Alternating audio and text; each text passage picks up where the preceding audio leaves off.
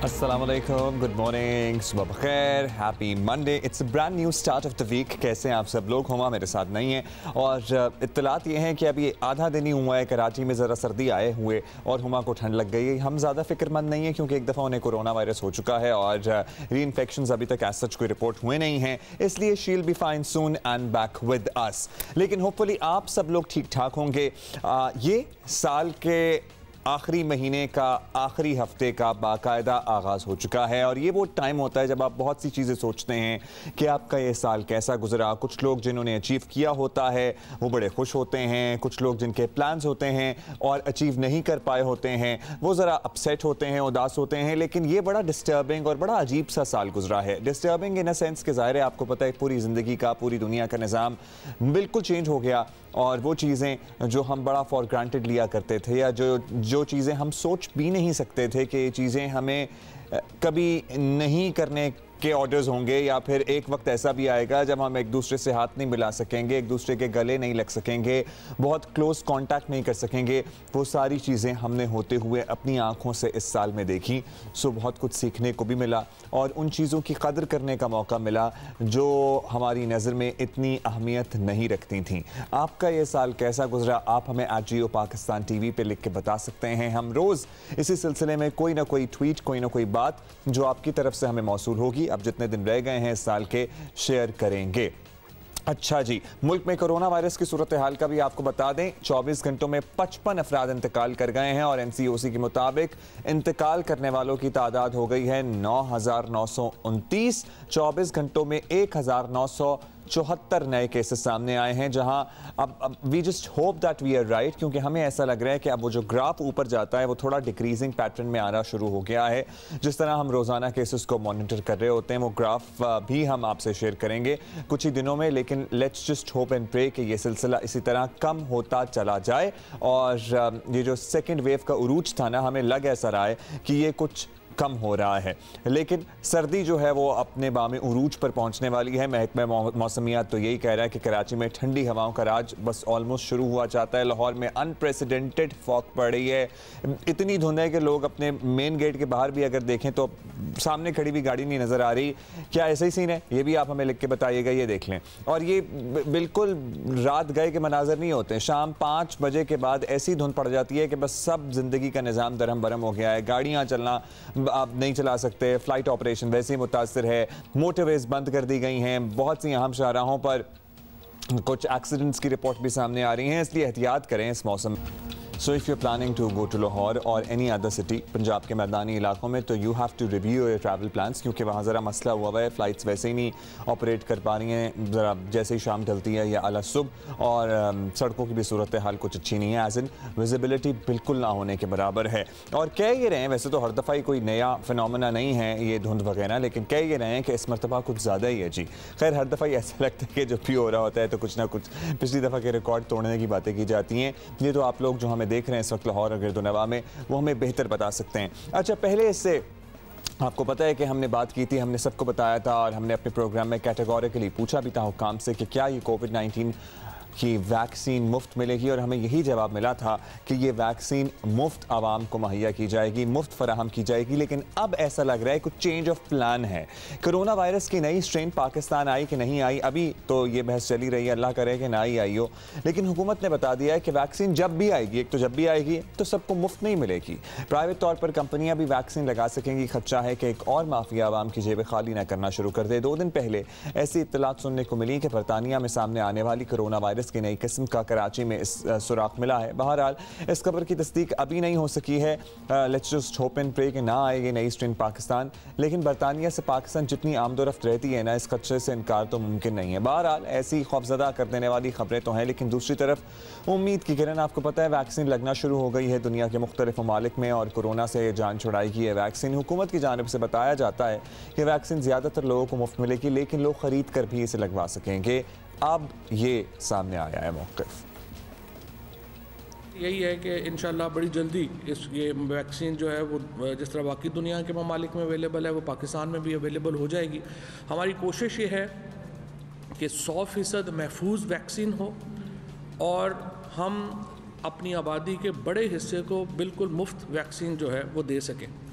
और इसके साथ साथ जो प्राइवेट कंपनियां हैं उनको भी अलाउ करेंगे कि वो भी इंपोर्ट कर सकें, ताकि वो अमीर लोग जो सब्र नहीं कर सकते उनको भी ये हक है कि वो अपनी वैक्सीन जो है वो लगवा सकें।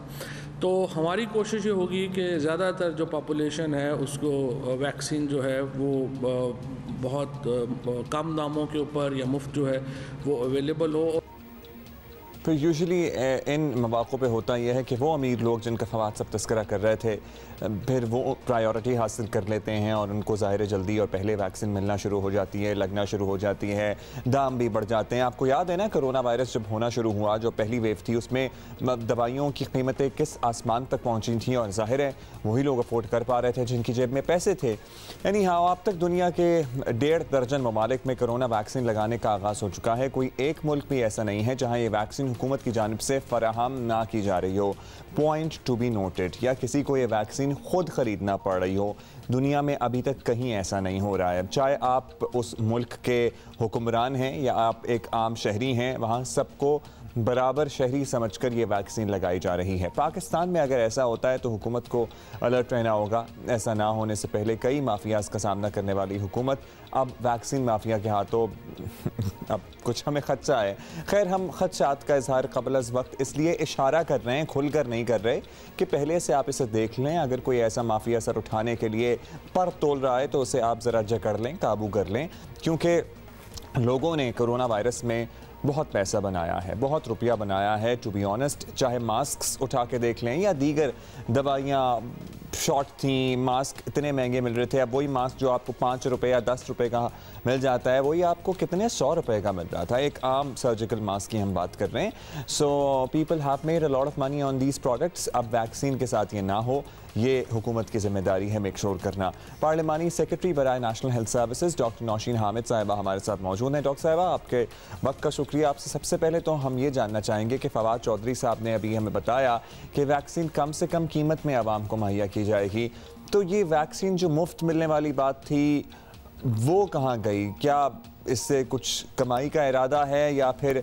कोई माफियाज हैं जो हरकत में आ गए हैं, जो कहते हैं कि नहीं, मुफ्त नहीं दी जा सकती, कुछ तो लें। ज़ाहिर है अगर कंपनियां खरीदेंगी तो उनसे हुकूमत क्या टैक्स देगी, नहीं लेगी। This can turn out to be a really vicious cycle. बिल्कुल ऐसी कोई बात नहीं है। ये वैक्सीन जो हुकूमत मंगवाएगी, जिसके लिए $150 मिलियन जो हैं वो मुख्तस किए गए हैं, वो वैक्सीन जो है वो हेल्थ केयर प्रोफेशनल्स को 65 ईयर्स से अबव लोगों को पहले फेज में बिल्कुल मुफ्त दी जाएगी। उसके बाद भी जो वैक्सीन आएगी वो जो गवर्नमेंट मंगवाएगी वो बिल्कुल फ्री ऑफ कॉस्ट जो है वो तमाम पॉपुलेशन को दी जाएगी। ये है कि प्राइवेट सेक्टर को भी इजाज़त दी गई है कि वो वैक्सीन मंगा सकते हैं। शायद उसके बारे में कहा होगा फवाद चौधरी साहब ने कि वो वैक्सीन भी कंट्रोल रेट्स पे और लो कॉस्ट के ऊपर मिलेगी, प्राइवेट सेक्टर के ऊपर भी चेक रहेगा। मगर जो वैक्सीन गवर्नमेंट प्रोक्योर करेगी वो फ्री ऑफ कॉस्ट जो है वो तमाम पॉपुलेशन को प्रोवाइड की जाएगी। डॉक्टर साहबा, वैक्सीन तो अभी ज़ाहिर दूर है, पाकिस्तान में एटलीस्ट दूर है, लेकिन इत्तलात ये हैं कि दुनिया भर में खौफ फैलाने वाली कोरोना वायरस की नई स्ट्रेन जिसका बड़ा तस्करा है, पर्टिकुलरली यूके वगैरह में, पाकिस्तान में आ चुकी है। तो इसकी कोई कॉन्फर्मेशन है आपके ख़्याल में और आपकी नॉलेज में? आपको लग रहा है कि बरतानिया से मे बी कोई कैरियर आया है ये वायरस लेकर पाकिस्तान? देखिए जी, अभी तक हमारे पास कोई इसका सबूत तो नहीं आया है, मगर कोई मतलब साइंटिफिक एविडेंस हमारे पास अभी तक नहीं है। मगर ये ज़रूर है कि जो लोग पिछले 10-12 दिनों में बरतानिया से जिन्होंने ट्रेवल किया है, उन तमाम लोगों की डाटा जो है वो लोकल इंतज़ामिया को, डिप्टी कमिश्नर्स को प्रोवाइड कर दिया गया है और वो लोग ट्रेस किए जा रहे हैं, वो जहाँ जहाँ भी हैं, और उनके टेस्ट किए जा रहे हैं। उनको ट्रेस करके उनके टेस्ट किए जा रहे हैं। उनमें से बहुत सारे लोग जो हैं वो ट्रेस हो गए हैं, उनके टेस्ट हो रहे हैं, और अगर कोई इस किस्म की बात होगी तो वो सामने आ जाएगी। ऑल राइट, बहुत शुक्रिया आपका। नहीं, अभी हमारे साथ हैं डॉक्टर साहबा मौजूद? हाँ, डॉक्टर साहबा हैं हमारे साथ मौजूद। डॉक्टर साहबा, एक और बात हमने आपसे पूछनी थी, और वो ये बात हमें ट्विटर पे लोग बहुत ज़्यादा पूछ रहे थे कि वैक्सीन आ जाती है, वैक्सीन लग जाती है। जो पहली स्ट्रेन थी जिससे हम वाकिफ़ हैं, उससे तो ये वैक्सीन लड़ने के काबिल हो जाती है, लेकिन अब जो सेकंड स्ट्रेन का तस्करा किया जा रहा है या फिर म्यूटेटेड जो ये जरसूमा है कोरोना वायरस का, क्या उसके खिलाफ भी ये कारगर साबित होगी वैक्सीन?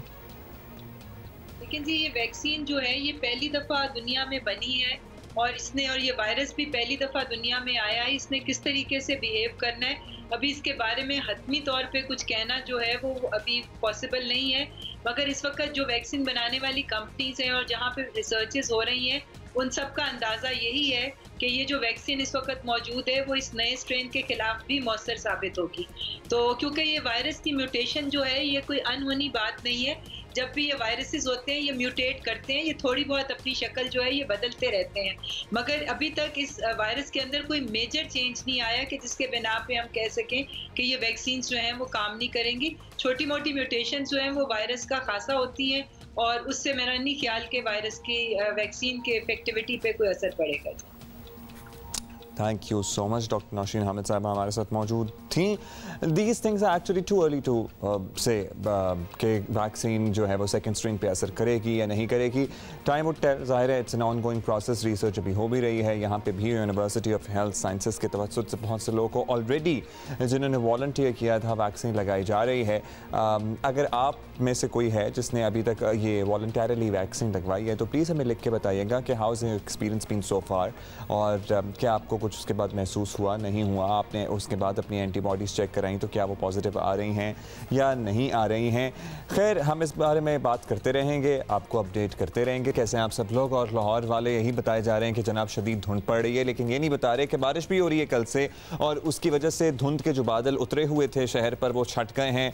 सर्दी प्रॉबली बारिश के बाद और बढ़ जाती है, लेकिन एट द सेम टाइम धुंध वगैरह जो लिटरली आप यकीन मानिए कि कई दिन अगर धूप ना निकले तो बड़ा ग्लूमी, बड़ा सैड, बड़ा अफसुर्दा, बड़ा उदास मौसम हो जाता है और वो कंडीशन लाहौर में अक्सर अब हर थोड़े दिन बाद शुरू हो जाती है। तो लाहौर से भी हम अपडेट लेंगे। और धुंध की वजह से फ्लाइट ऑपरेशन मुतासर था, सड़कें बंद थी, मोटरवेज तो एक तरफ जो अहम मेन शाहराहें थी ना वहाँ पर भी कुछ प्रॉब्लम्स फेस कर रहे थे लोग, कुछ क्या ठीक ठाक प्रॉब्लम्स फेस कर रहे थे। और कराची में बताया जा रहा है कि क्वेटा में शदीद ठंडी हवाएं चलना शुरू हो गई हैं, बर्फबारी ऑलमोस्ट किसी सूरत हाल अभी हुई नहीं है वैसे, लेकिन उसकी वजह से कराची पर डायरेक्ट असर पड़ता है और कराची में भी ठंडी हवाओं का राज है जो कि हुमा कहती हैं कि साइबेरिया से आ रही हैं, मैं कहता हूँ कि क्वेटा से आ रही हैं। खैर हवाएं तो आ ही रही हैं, कहीं से भी आ जाएं। अब ये सूरत हाल तो है, लेकिन हम ज़रा अपडेट लेते हैं और एग्जैक्टली हमें बताएंगे। लाहौर से नवीन अली हमारे साथ मौजूद हैं और फिर हम बाद में कराची चलेंगे। सो नवीन, हम तो यही समझ रहे थे कि अब तक भी कहीं धुंध वगैरह में आप खड़ी होंगी, लेकिन आप ये बता रही हैं कि बारिश हो रही है कल से और उसकी वजह से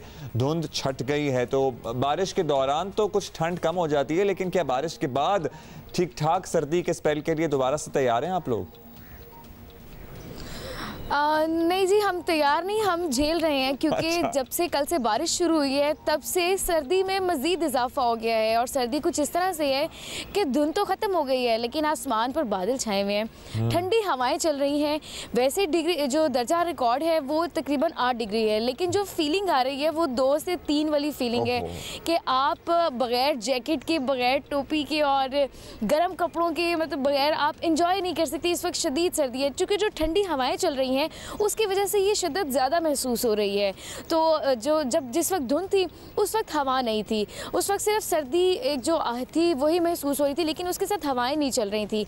अभी सूरत हाल ये है कि धुंध छट चुकी है, आसमान पर बादल छाए हुए हैं। सुबह सवेरे तक जो है बारिश मुख्तलिफ इलाकों में हल्की हल्की होती रही और जो ये बारिश कल से जारी थी और अब बारिश चूँकि रुकी है, ठंडी हवा चल रही है, मौसम मज़ीद सर्द हो गया है। और चूँकि अगर मैं थोड़ी सी आइंदा पेशन गोई की बात कर दूं तो जो महकमा मौसमियात है वो ये कह रहे हैं कि आइंदा 24 घंटों के दौरान लाहौर का मौसम जो है इसी तरह से रहने वाला है, मतलब अबर आलूद रहेगा। मुख्तलिफ इलाकों में कहीं हल्की और कहीं तेज़ बारिश अभी भी हो सकती है और साथ ही साथ जो ये ठंडी हवाओं का सिलसिला शुरू हुआ है ये भी इसी तरह से जारी रहेगा। और इन ठंडी हवाओं के बायस जो है रुक गई है। सर्दी की शिद्दत में जब इजाफा होता है ना, पिछले हफ्ते में लाहौर में था नवीन, और वैसे तो पूरे मुल्क में ही माशाल्लाह ये मसला चल रहा है, लेकिन लाहौर में पर्टिकुलरली जब हड्डियों में घुसने वाली ठंड हो और हीटर में गैस भी ना आ रही हो तो उसकी वजह से बड़े मसले हो जाते हैं फिर। और हीटर में क्या गैस ना आ रही हो, खाना गर्म पानी करने के लिए कुछ अवेलेबल ना हो, तो वो भी साथ साथ चल रहे मसले फिर।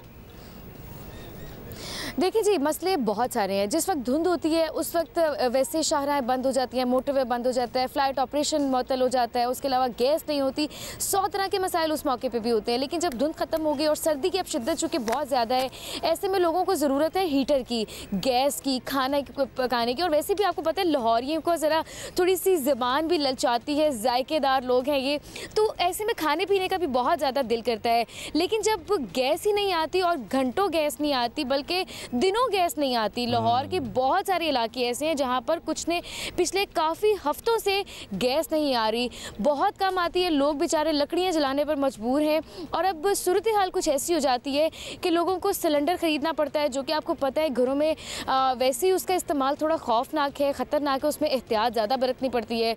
लकड़ियाँ हैं, उनकी कीमतें बढ़ा दी जाती हैं। Thank you so much. You know, I was speaking to my relatives back in Lahore जब मैं पिछले हफ्ते गया हुआ था, और कोई हल नहीं है ज़ाहिर है आप इसका कि आप सिलेंडर ख़रीद लें या फिर आप बैक टू स्टोन एज हो जाएं और लकड़ियाँ जलाना शुरू कर दें और घास फूस और पत्ते जलाएं। लेकिन सिलेंडर ख़रीदते हुए अभी भी लोगों के जहनों में वो खौफ मौजूद है और वो खौफ जेन्युइन भी है।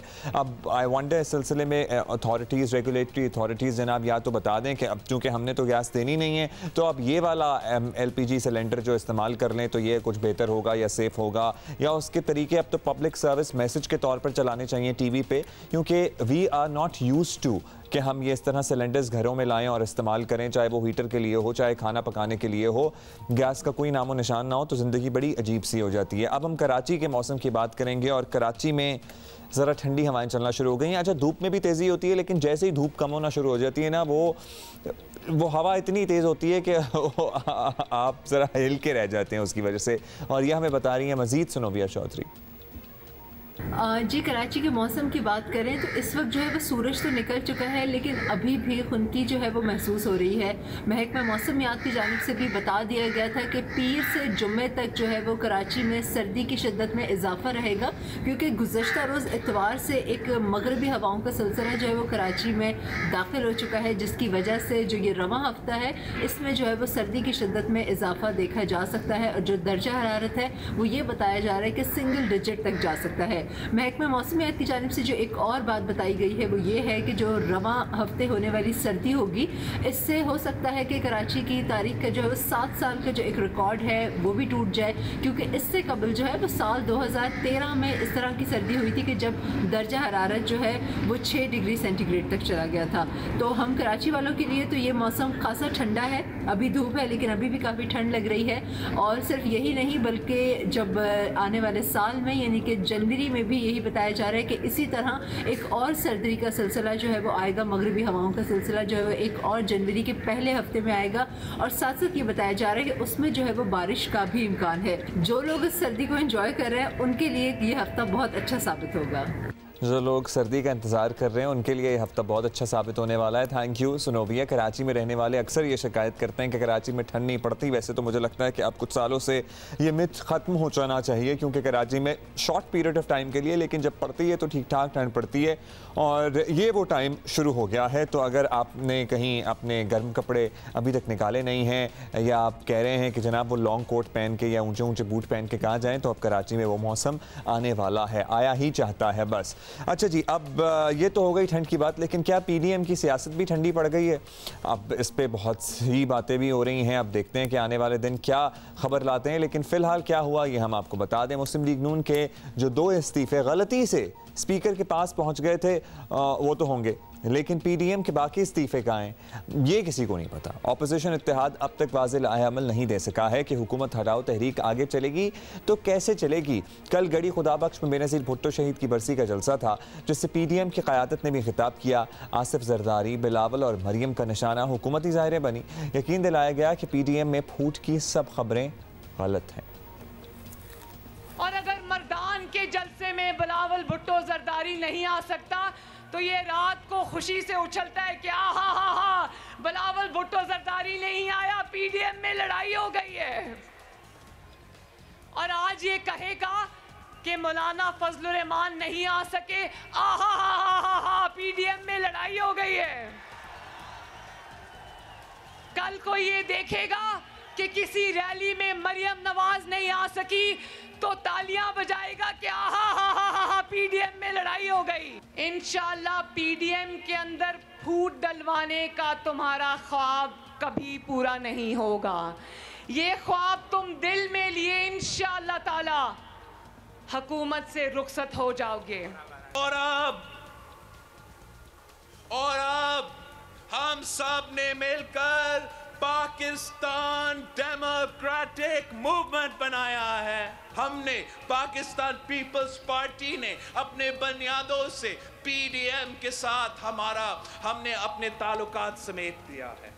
हम एक हो गए हैं, हम एक पेज पे भी है, एक स्टेज पे भी है। That आहा was quite entertaining। इस दफ़ा सही टक्कर का ऐसा लग रहा है मुकाबला है। दिलचस्प बात यह है कि यहाँ उन इस्तीफ़ों का जिक्र नहीं हुआ जब हुकूमत गिराने के लिए एक्चुअली बड़ा हथियार समझे जा रहे थे और बस ताबूत में आखिरी कील बताए जा रहे थे। और उन्हीं में से 2 MNAs के इस्तीफ़े तो स्पीकर कौमी असम्बली के पास मौजूद हैं। वो मुंतज़र हैं कि मुर्तज़ा जावेद अब्बासी और मोहम्मद सज्जाद आवान आकर उनकी तस्दीक करें। मरीम नवाज़ ने भी अपने MNAs को यही करने का कह दिया है। और दोनों मुस्लिम लीग नून के शेर हैं। एक सज्जाद अवान साहब का इस्तीफा है और दूसरा मुर्तज़ा जावेद अब्बासी का। ये दोनों वफा के पहाड़ हैं। एक बात मैं बता दूं, मैं इन दोनों को भी ये कहती हूँ, भले गलती से चले गए, अब इस्तीफा अगर आपसे स्पीकर आपको कहे कि आओ और इस्तीफों की तस्दीक करो तो कहना ये पढ़े तुम्हारे इस्तीफे, करो कबूल इनको। Does it make any sense कि गलती से इस्तीफ़े चले गए? ऐसे किसी के इस्तीफ़े गलती से चले जाते हैं?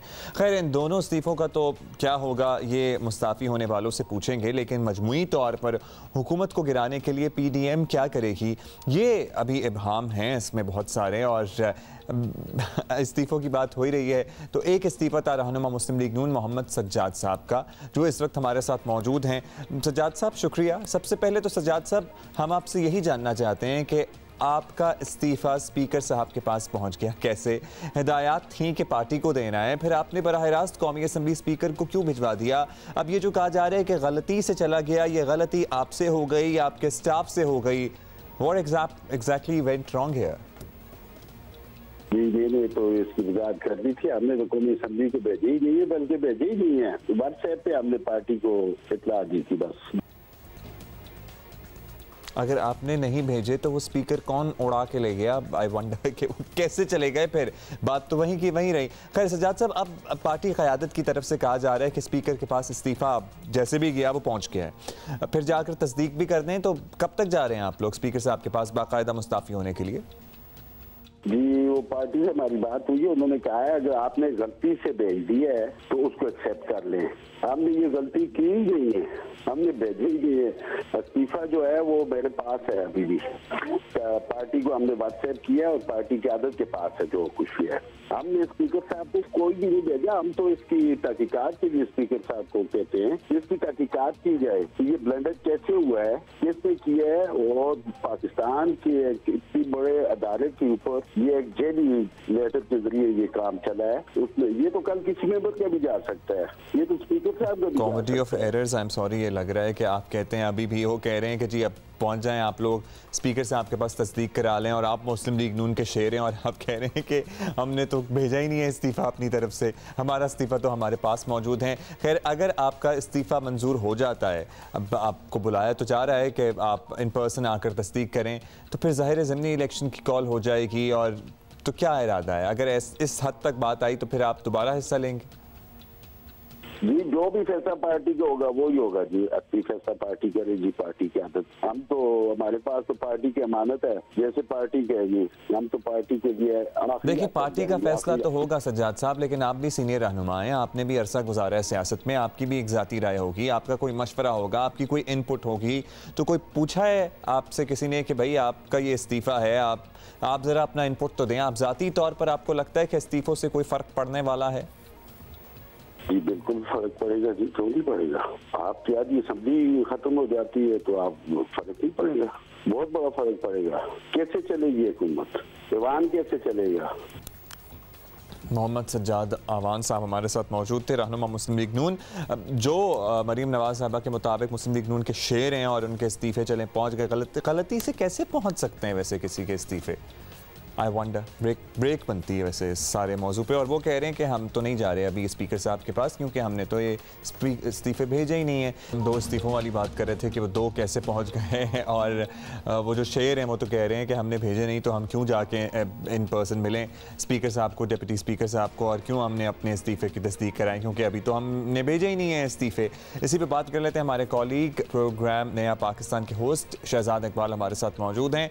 शहजाद, PDM इस वक्त प्रॉब्ली एक ऐसे मकाम पर है कि उन्हें इस्तीफ़े देने हैं लेकिन इलेक्शन भी लड़ने हैं, लॉन्ग मार्च भी करना है, अभी समझ नहीं आ रही, कन्फ्यूजन बहुत ज़्यादा है। तो हुकूमत समझती है कि PDM के अंदर मसाइल इतने शदीद हैं कि हुकूमत को कोई ख़तरा नहीं है। Would you agree? क्योंकि लग तो अब ऐसा ही रहा है, इंप्रेशन ऐसा ही है कि things are not clear.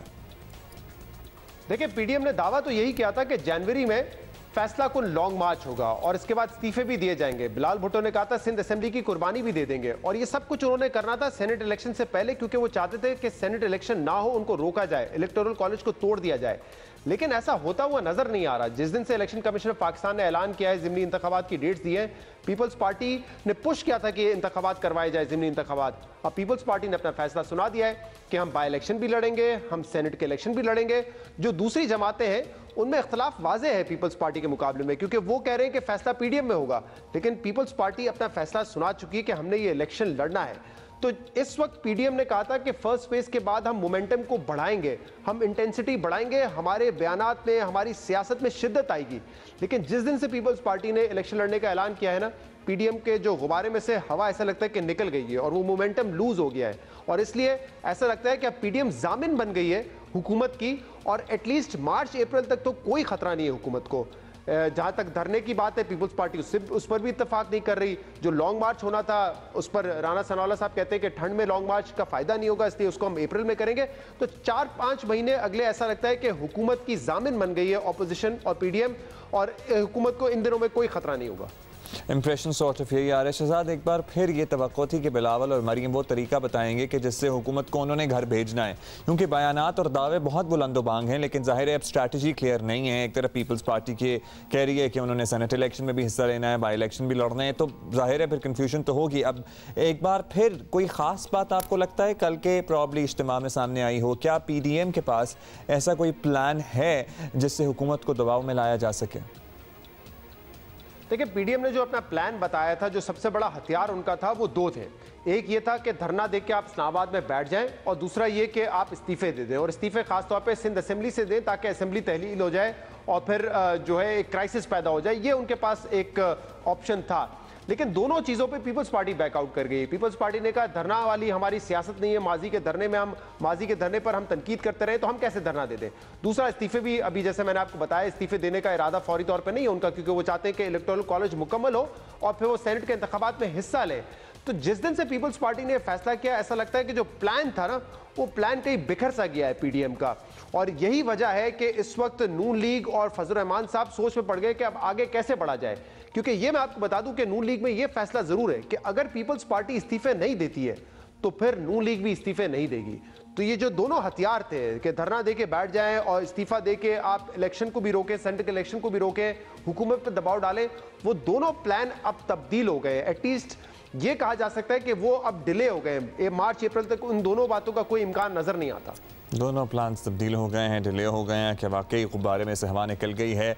Seems like it. बहुत शुक्रिया आपका शहजाद। अभी हम आपको ये बताते हैं कि हुकूमत के जो इत्तेहादी हैं एक्चुअली वो कुछ उखड़े कुछ नाराज़ नजर आ रहे हैं। GDA के नुमाइंदे अपोजिशन लीडर से मिल रहे हैं, MQM भी नाराज़गी दिखा रही है।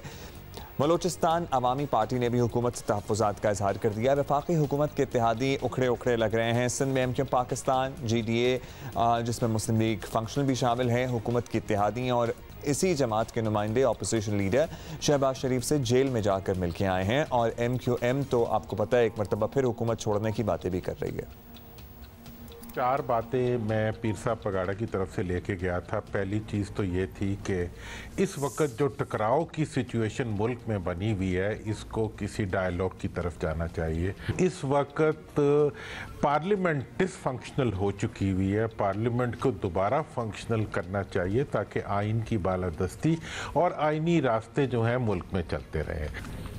इस वक्त इस्तीफ़ों की बातचीत की जा रही है, तो इस्तीफे अगर हो भी जाते हैं उसके बाद भी तो डायलॉग की ज़रूरत पड़ेगी, तो क्यों ना इस्तीफ़ों से पहले ही डायलॉग करके उन इश्यूज़ को रिजॉल्व कर लिया जाए। पाकिस्तान के अंदर मुस्लिम लीगों को आपस में करीब आना चाहिए और मुस्लिम लीगी सोच रखने वाले लोग जो हैं उनको चारों सूबों के अवाम को साथ लेकर आगे बढ़ने का एक लाएअमल बनाना चाहिए। हम हुकूमत में क्यों हो, काबीना में क्यों हो, या ऐवान में भी हमारी बात ना सुनी जाए तो हमें बता दिया जाए क्या हम इन मुंतखब ऐवानों से भी बाहर आ जाए। क्या सड़कें ही वाहिद रास्ता है पाकिस्तान में इंसाफ हासिल करने के लिए?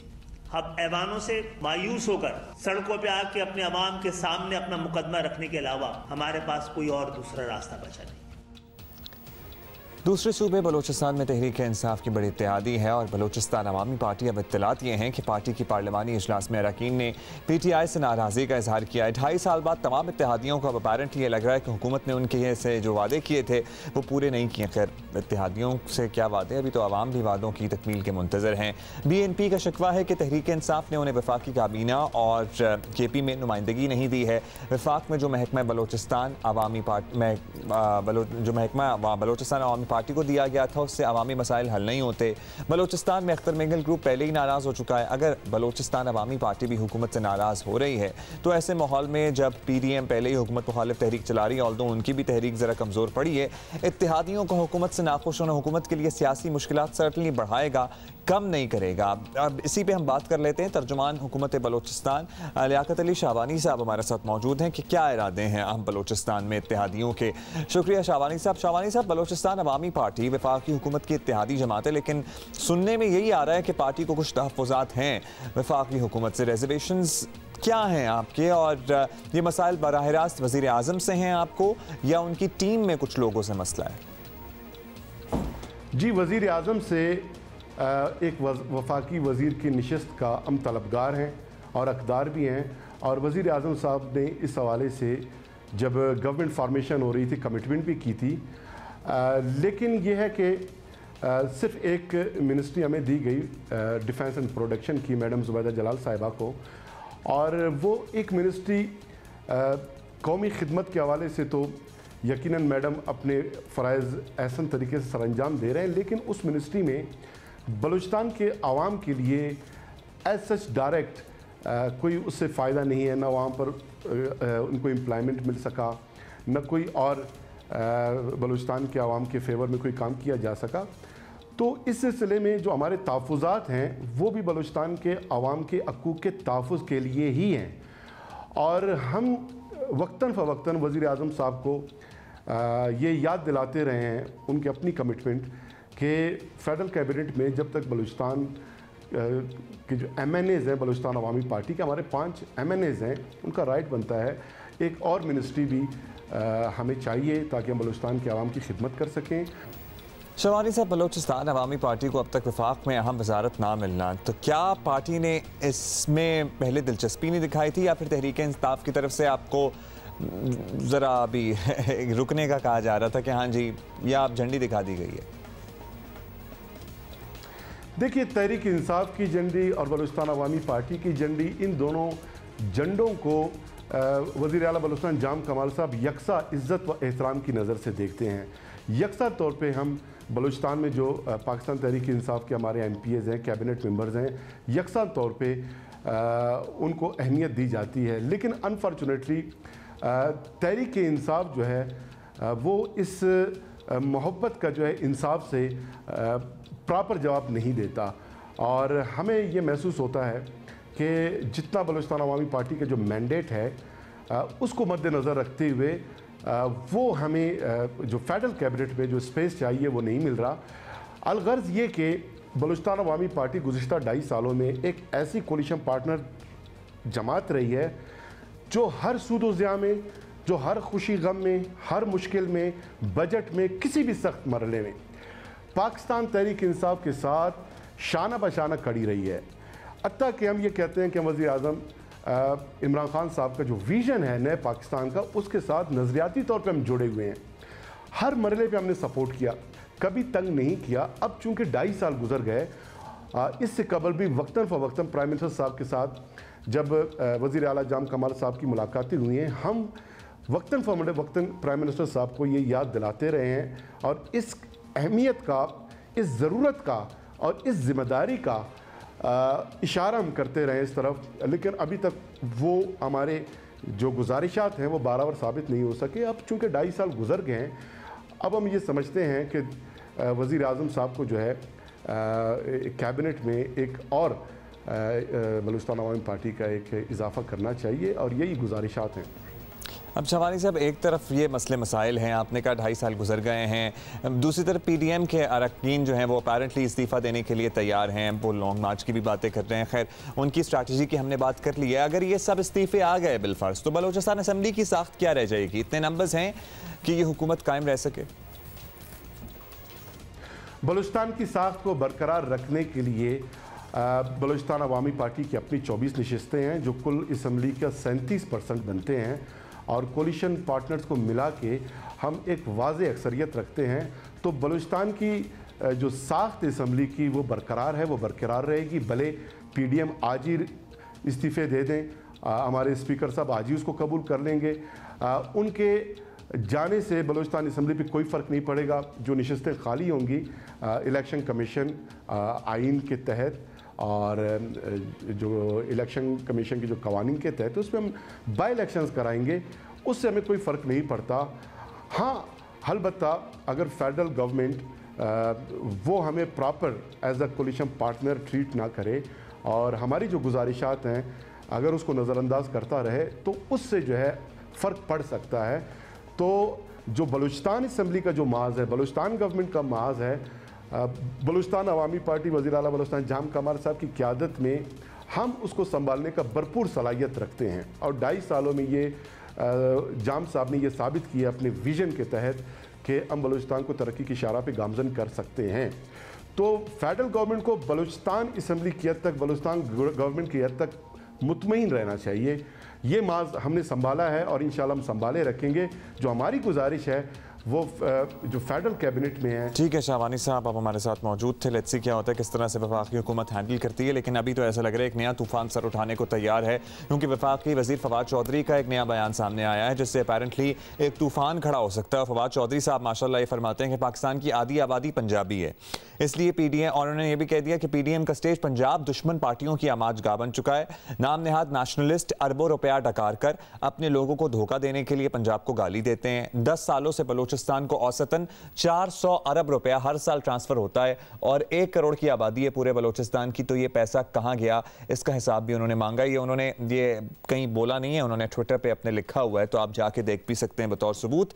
So this is quite controversial. और ऐसे में जब हमें ये पंजाबी, सिंधी, उर्दू स्पीकिंग और बलोची के नैरेटिव से बाहर आना चाहिए और सिर्फ पाकिस्तानी होने की बात करनी चाहिए, ऐसे में एक वफाकी वजीर का बयान सर्टनली डैमेज करता है सूरत हाल को। वफाकी वजीर फवाद चौधरी साहब ने बयान ये दिया है जिससे बहुत बड़ी कंट्रोवर्सी जन्म ले सकती है। वो कहते हैं जी पाकिस्तान की आधी आबादी पंजाबी है, PDM का स्टेज पंजाब दुश्मन पार्टियों की आमाजगाह बन चुका है। नाम नेहाद नेशनलिस्ट अरबों रुपया डकार कर अपने लोगों को धोखा देने के लिए पंजाब को गाली देते हैं। 10 सालों से बलूचिस्तान को औसतन 400 अरब रुपया हर साल ट्रांसफ़र होता है और 1 करोड़ की आबादी है बलूचिस्तान की। तो हिसाब दिया जाए कि वो पैसा कहाँ गया है। अब हम आपको बताना चाहते थे, बड़ी देर से जिक्र हो रहा था कि सियासी नारों, अताइयों के इश्तहारात, कराची की दीवारों पर आपको पता है वॉल चॉकिंग इस कदर होती है कि शहर का हुलिया बिगाड़ कर रखा हुआ है। कहीं और आप ज़रा चले जाएं किसी बिल्कुल ही दूर दराज के इलाके में, तो वहाँ तो बिल्कुल ही ऐसा लगता है कि कोई पुरसाने हाल नहीं है। और यही चीज़ ठीक करने के लिए IM कराची एक खुसूसी मुहिम शुरू कर रहा है, बड़े अरसे से कर रहा है। कराची में मुख्तलिफ मकामात पर आपने ऐसी दीवारें देखी होंगी और उसी की एक और सीरीज़ हमें अब 3 तलवार के अतराफ़ में नजर नज़र आ रही है। सिंध हुकूमत और ऑस्ट्रेलियन हाई कमीशन भी इसमें पार्टनर है और जिन आर्टिस्ट्स की खिदमत हासिल की गई है इसमें, वो आज हमारे साथ हैं। क्या मैसेज देने की कोशिश की जा रही है? तो 2 आर्टिस्ट हैं जिसमें से एक पाकिस्तानी और एक ऑस्ट्रेलियन है। अब तो हम इन्हें ऑस्ट्रेलियन पाकिस्तानी कहते हैं because she has been living in Pakistan since almost 8 years. She is married to a Pakistani. Gabriel is with us and Syed Phool Badshah हमारे साथ मौजूद हैं। By the way, Syed Phool Badshah एक वो आर्टिस्ट हैं जो पाकिस्तान का फ़ख्र हैं। ये वो आर्टिस्ट है जिसने एक्चुअली 7 साल की उम्र से ट्रकों के अड्डे पे अपने काम का आगाज़ किया और अब दुनिया ऐसे जानती है। दुनिया का शायद ही कोई मुल्क ऐसा होता है जहाँ ट्रक आर्ट इस फॉर्म की बात की जाती है और सैयद फूल बादशाह का नाम नहीं लिया जाता। Shah ji, thank you for honouring अस। आप आए, लिटरली हमारे लिए ऑनर की बात है क्योंकि आपसे तो लोग महीनों टाइम लेते हैं कुछ भी पेंट कराना हो उसके लिए। But Gabriel, ladies first, so you know, painting in a studio and then showcasing in a gallery is another thing. Yes. And then directly going to the roads and streets and painting, treating walls as the canvas. That must be a totally different experience. How's it been so far? Well, it was really difficult, but it was very exciting. Because I think one of the hardest things is that, you know, you paint in a studio and people don't always come and have a look at it. Yes. But it's so amazing. You stand on the street and everyone comes. And then it's art for all. It's art. It's so egalitarian. It was just first of all, I was very scared. And then someone threw a firecracker at me when I was doing it. And this cat came along and, you know, we're just watching the birds. And then it just started becoming Someone actually literally threw a firecracker? Yeah. Yeah, a truck went by with these young guys in it and they threw a firecracker. But that didn't scare you? That motivated you? Little bit, yeah. Little bit. Yeah. So is it your first time on such a large scale canvas or have you done any of such paintings before? I've probably done canvases this large, but never in such a short amount of time. Because normally when I paint in oil. So I take a little bit of time, wait a little bit, wait for it to dry, think about what I'm doing. This was very rapid, and because it was enamel paint, it was very drippy. So Pooji taught me how to like make less drips and make less mess. But so Pooji has taught a lot many others as well. Pooji, thank you for being here. Pooji, आप बताएंगे आपका आगाज़ तो literally वहाँ से हुआ जहाँ आप 7 साल की उम्र से ट्रक पेंट करते थे और आपने माशाल्लाह फिर ट्रक आर्ट में, which is very indigenous form of art, ये फ़ख्र से हम कह सकते हैं कि ये सिर्फ पाकिस्तानी फॉर्म ऑफ आर्ट है, पूरी दुनिया में आपने इसे पहुंचाया। ये दीवारें पेंट करना और इस सतह पे पहुंच जाना, ट्रक और दीवारें पेंट करते करते आपको खुद आप पीछे मुड़ के देखते हैं तो यकीन आता है? ऐसे यकीन तो नहीं आता, मगर मेहनत बहुत की है। बहुत मेहनत की है। मतलब एक शौक़ था कि चलें, पहले ट्रक्स पे जैसे काम करते तो उस्ताद साहब को देखता था, वो जैसे कुछ भी बनाते थे, कोई पीकॉक बनी या बर्ड्स बनी, तो मैं ऐसे सोचता यार मैं कब बनाऊँगा। इतनी सारी चीज़ें जहन में रखना कैसे आसान है, यानी हर चीज़ बनाते। तो करते करते करते अल्लाह का करम हुआ, माँ की दुआ, और चलते चलते चलते फिर पीछे मुड़ के नहीं देखा। और फिर पीछे मुड़ के नहीं देखा और फिर दुनिया ने आपका काम देखा। दुनिया में कहाँ ट्रक आर्ट शोकेस कर चुके हैं? सबसे पहले हम लिबनान, जॉर्डन, लिबनान गए और वहाँ के किंग हरीरी, उनकी एक बस बनाई थी हमने उनके स्कूल की, किंग हरीरी। और उसके बाद फिर जॉर्डन में बुलाया किंग अब्दुल्ला के वालिद साहब के, जो वो है कारों का शोरूम, वो उनको कार की पेंट करके दी उनको। फिर उसके बाद हदीमन पाकिस्तान पे एक हमने वहाँ जो मास्टर थी अतिया महमूद, उन्होंने उनको प्रेजेंट की फॉक्सी कार जो हमने पेंट करके दी उनको। तो इसी तरह फिर करते करते इंडिया, दुबई, तुर्की, ऑस्ट्रेलिया, जापान। अब क्या नहीं, जापान से मैं आया हूँ, ये PGF इवेंट होता है तो वो करके आए हैं। इंशाल्लाह नेक्स्ट ईयर फिर प्रोग्राम है। तो इसी तरह जाते हैं ममालिक में अपने मुल्क का नाम रोशन करने, और अल्हम्दुलिल्लाह काफ़ी जगह पे हुआ है और फ़ख्र महसूस करते हैं जब पाकिस्तान का झंडा लहराया जाता है। इंडिया जैसे मुल्क में जब लहराया तो बस सीना चौड़ा ही हुआ है। बिल्कुल। अच्छा शाह जी, हम बहुत सी चीज़ें आपको पता है in form of culture and art are common between India and Pakistan, but this particularly truck art is very Pakistani. तो इंडिया में नहीं होता ये, पूरी दुनिया में सिर्फ पाकिस्तान में होता है ये काम। पूरी दुनिया ने ट्राई बहुत लोगों ने की, इंडियन ने भी की, सबने भी की, मगर नहीं। Did you try as well? You know, this is a very difficult form of art, the truck art. I was watching them. They were doing like lots of the things while we were doing the wall. They were doing some boxes and they were doing, yeah. So I didn't. But what is the reaction worldwide of this particular form of art when people see it? Are they intrigued? Do they like it? I'm sure you must have had the experience of talking to some. Yeah, I think actually it's been adopted by, you know, like sometimes you see clothes and things like that, not just in Pakistan and India, but in the rest of the world, that I think have definitely been influenced. But they're almost like motifs that show the truck art, like this, the round flower, the little leaf. And the peacocks and, and the typical elements that we get to see. The eye, like there's eyes that you see. Yeah. The eyes, eagles, और वो शेर भी होते हैं शादी के? शेर बहुत सारे, देख मगर प्यार से, बुरी नजर वाले तेरा मुंह काला, और क्या होता है सबसे दिल बड़ा फ़ौक़त, मतलब कीमत की मुस्कुराहट, ये सारा कुछ होता है. This is very original. अच्छा, अब ये बता दीजिए, this particular project with IIM Karachi, what is the inspiration behind it? What message are you guys trying to give across to this latest mural that you have done in Karachi? For me, I wanted to bring something very beautiful to the streets, but at the same time, I wanted it to reflect the beauty that's already here. So I didn't, so I wanted to paint something that was from Karachi, and at the same time, that is also in Australia. So you were trying to build a connection between Australia and Pakistan by painting something which maybe exists in both the countries, for instance? Exactly. And do we have common trees and flowers? Yes, we do. We have so many months of the year the climate is similar, and a lot of the flowers that grow here grow there as well. So, yeah. We can see you painting, by the way. Shah ji, इसमें आपने particularly कुछ नया किया है, जो नया project IIM Karachi के साथ आप कर रहे हैं? इस पे बस नया यही है कि जो कुछ दिखाया गया, इन्होंने यही कहा कि जैसे हमारे दरख्त कट रहे हैं, खूबसूरती कराची में आपने देखा होगा जगह जगह दरख्त काट रहे हैं और आलूदगी बहुत है, तो इसमें यही दिखाया गया कि दरख्त बढ़ाएं, अपने दरख्त लगाएं, ये करें, मतलब साफ़ सुथरा अपने शहर को रखें. हमारी कोशिश तो शुरू से यही है कि बंगाली बाबा और इनसे जान छुटें और साफ़ सुथरी वो रखें.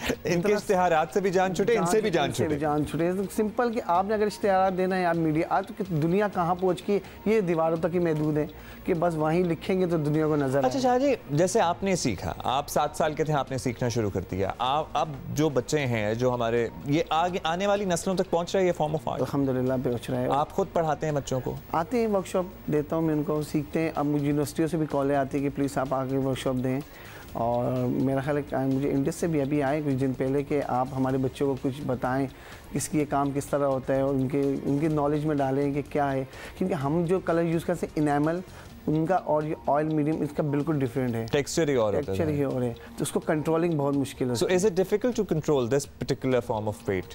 It really is. I do use enamel, but I use it like I throw it. I love throwing it and making it abstract. To make it actually smooth and in the right place is really difficult. All right, Gabrielle, it was wonderful to have you over in the studios.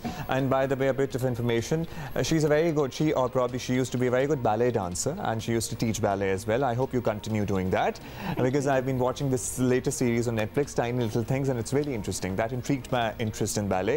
Shah ji, thank you. आप इसी तरह पाकिस्तान का नाम रोशन करते रहें और हमारे मुल्क और हमारे शहरों की दीवारों को खूबसूरत करते रहें. By the way, कराची के बाद जरा लाहौर का भी रुख करते हैं. बस इंशाल्लाह करेंगे. हाँ, लाहौर में भी बड़ी खूब, वैसे तो बड़ी खूबसूरत लाहौर की, लेकिन आपके पेंट से और खूबसूरत हो जाएंगे इंशाल्लाह.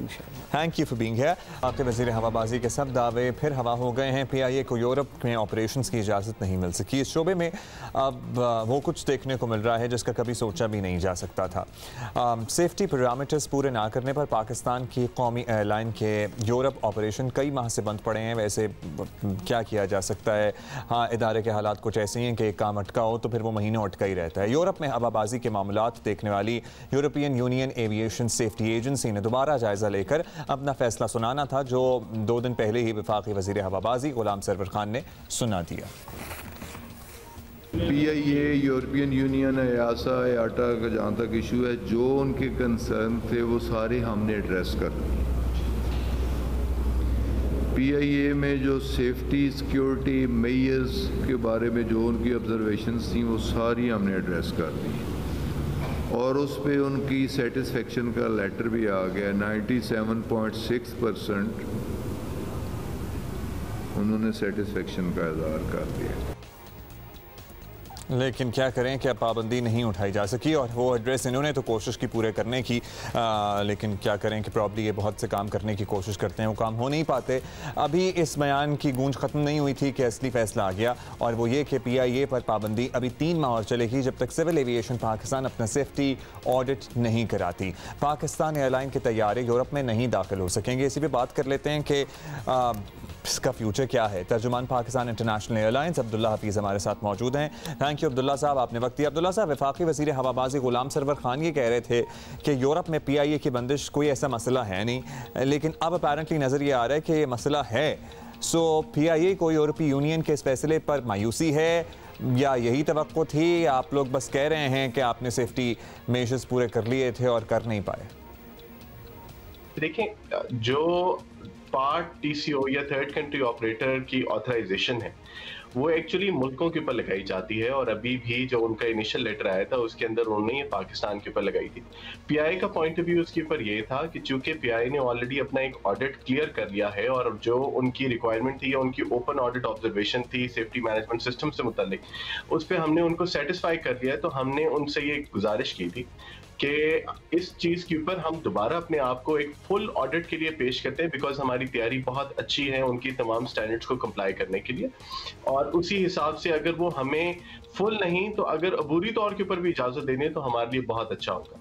लेकिन जिस तरीके से उनके खत के जवाब में भी ये लिखा हुआ है कि उनके जो लॉज हैं वो इस बात को अलाउ नहीं करते कि किसी को प्रोविजनल बेसिस पे इजाजत दी जाए, तो it was kind of expected. लेकिन हम ये कोशिश कर रहे थे कि शायद हम उसको अपने फेवर में थोड़ा सा कर लें। अच्छा, आपकी कोशिशें अपनी जगह, लेकिन यूरोपीय यूनियन के मुताबिक वो PIA को तब तक इजाज़त नहीं देंगे जब तक सिविल एविएशन अपना सेफ्टी ऑडिट नहीं कर सकती। तो क्या इस मसले का बराह रास्त PIA से ताल्लुक है या आप समझते हैं कि PIA अब क्लियर है, अब जो भी मसला रह गया वो सिविल एविएशन अथॉरिटी ने हैंडल करना है?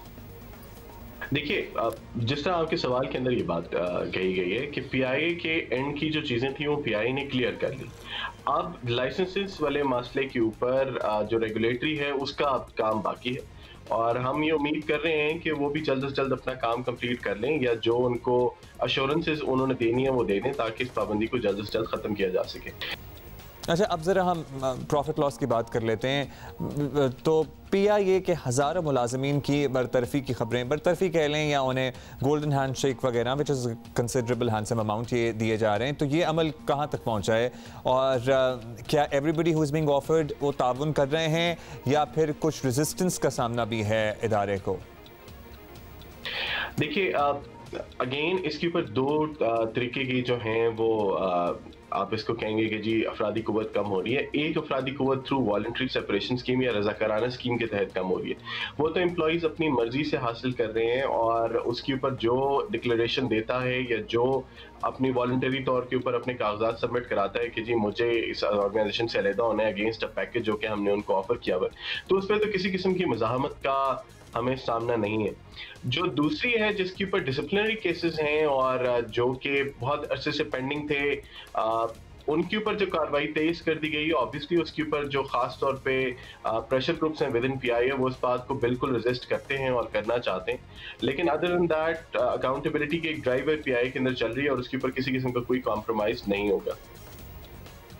Alright, thank you so much. Abdullah Hafeez हमारे साथ मौजूद है। होपफुली PIA अपने मामला दुरुस्त करे, बेहतर हुए पहले से, लेकिन अभी और कोऑर्डिनेशन की ज़रूरत है, particularly between the department so that things get sorted out and quickly.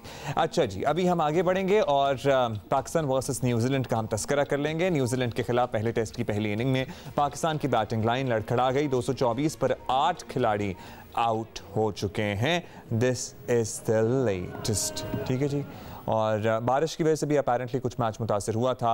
New Zealand के खिलाफ पहले टेस्ट की पहली इनिंग में पाकिस्तान की बैटिंग लाइन क्या एक्सपेक्टेडली परफॉर्म कर रही है या फिर कुछ कंडीशंस बहुत मुख्तलिफ हैं या सख्त हैं, ये तो हमें बताएंगे सिकंदर भक्त। सिकंदर, 224 for 8 यही सोचा था हम लोगों ने? नहीं, देखिए, अगर हम फॉलो ऑन बचा लेते तो ये बड़ी अच्छी अचीवमेंट होगी, इसलिए कि हमारी टॉप ऑर्डर तो फेल हो गई थी कम्प्लीटली। और आपको बड़ा इंटरेस्टिंग ये था कि एक स्टैट आया था कि हमने जो है 65 ओवर में 100 रन कंप्लीट किए थे अपने पहली इनिंग के, जो कि 19-20 साल में सबसे मतलब के बाद ये ऐसा वाकया हुआ, कितना हम स्लो खेले, हमने प्रेशर अपने आप पे ले लिया, हमने टुक वाली बैटिंग की, मगर नीचे आके रिजवान और फहीम ने बहुत ही जबरदस्त बैटिंग की। रिजवान को हम एक्सपेक्ट कर रहे थे कि वो टेस्ट क्रिकेट में अच्छा खेलेंगे, उन्होंने बहुत जबरदस्त एज ए कैप्टन इनिंग्स बहुत जबरदस्त खेली। फहीम अशरफ को इतने चांसेस मिले, आखिरकार उन्होंने रन कर ही दिए, जो कि पाकिस्तान के लिए बहुत इंपॉर्टेंट रन हैं। ये वो रन हैं जिससे पाकिस्तान ये मैच बचा लेगा। और अगर भी कुछ 32 रन करने हैं, 232 करना है फॉलो ऑन से बचने के लिए। शायद इस वक्त मैं गाड़ी में हूँ तो मुझे स्कोर नहीं पता, 200 कितने हो गए, 25-26 रन हो गए ना, तो 7-8 रन अगर ये लोग कर लेते हैं और फॉलो ऑन से बच जाते हैं तो फिर सारा खेल बनाना पड़ेगा न्यूजीलैंड को कि कितनी देर वो बैटिंग करते हैं, फिर हमें दोबारा बैटिंग करवाते हैं। तो इसलिए कि न्यूजीलैंड के लिए बहुत इंपॉर्टेंट है ये मैच, ये सीरीज जीतना, इसलिए कि वो अगर ये सीरीज जीत गए तो हो सकता है कि जो टेस्ट चैंपियनशिप है उसके फाइनल में पहुंच जाए। नहीं तो हमारा टारगेट ये मैच जीतना है या फॉलो ऑन से बचना है? हम जरा कंफ्यूज्ड हैं इस बारे में। फर्स्ट फॉलो ऑन से बचना है, उसके बाद जितने भी रन बना सकें उसके बाद फिर मैच बचाने की बात करेंगे। अच्छा, अब क्विकली ये बता दें, जो आईसीसी वाली टीम ऑफ द डेकेड आई, इसमें बड़ी मायूसी हुई हमें, तो ये क्या लग रहा है आपको, किसकी लॉबिंग कार फरमा रही है इसकी वजह? ये इसलिए कि देखें इनका इन्फ्लुएंस ज़्यादा है, सबसे ज़्यादा। आज मैंने मॉर्निंग में जो रात के 2 बजे हम शो कर रहे थे उसमें यही बात करी थी कि ये इंटरनेट के ऊपर सोशल मीडिया पे वोटिंग होती है। तो आपको पता है उधर की आबादी 1 बिलियन है, हमारी जो है वोटिंग की बेसिस पे किया। मेरा ख्याल है इसका तरीका का शायद कुछ और हो सकता था तो बेहतर होता, जरा बैलेंस टीम नजर आती। Thank you so much Sikandar, time बिल्कुल नहीं है, हम मैच तो होता ही रहेगा, तो हम कल आपसे इस बारे में मजीद बात कर लेंगे। एंड इंशाल्लाह we are going to see you tomorrow और have a great day ahead. Mask पहनिएगा।